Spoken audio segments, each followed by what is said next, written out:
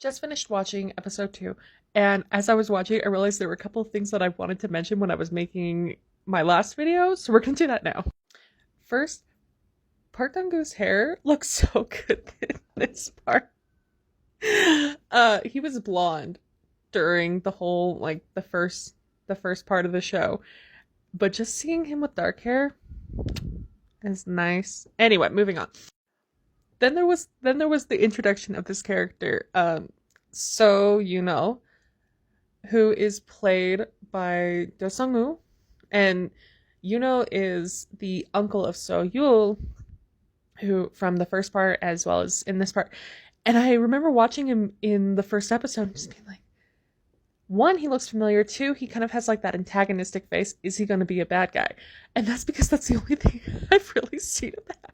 Because I remember watching him in Queen Love and War, and I had to look it up.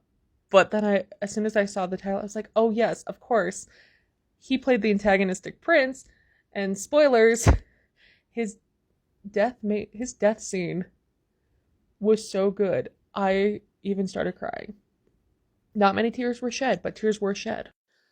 There were a lot of really good moments throughout this episode. I mean, overall, I loved this episode. It was great.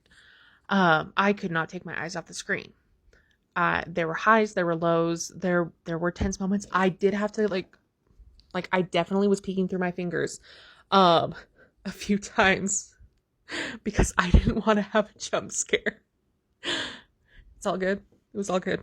But I was also getting really frustrated at Jin Ho Kyung because one of her major actions was revealed, which it made for great backstory for Booyeon, because so Jin Ho Kyung was the one who found Booyeon after she was petrified at the end of part 1 and took her to Master Lee to bring her back. But in the process, she had to either choose to keep the petrified body and her daughter's soul, but essentially she would be dead, or bring the body back to life but lose her daughter's soul and only keep Naksu's soul, which and she chose that because she cared more about the body and the powers.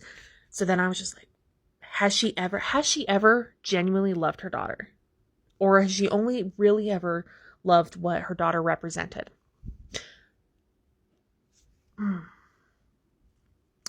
Yeah, I want to know more about her character, but also it was frustrating.